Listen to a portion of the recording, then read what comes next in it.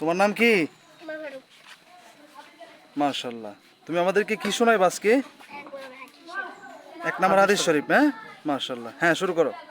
এক নম্বর হাদিস শরীফ ওয়াইরুকুম মান কাল্লামাল কুরআন ওয়াল্লামা।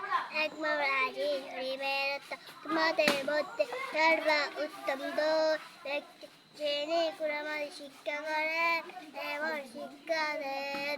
মাশাআল্লাহ। তোমার নাম কি? সাম্মা আহমেদ। মাশাআল্লাহ। তুমি কি শোনাইবা আমাদেরকে আজকে? কালিমা তৈবা। হ্যাঁ, কালিমা বলো।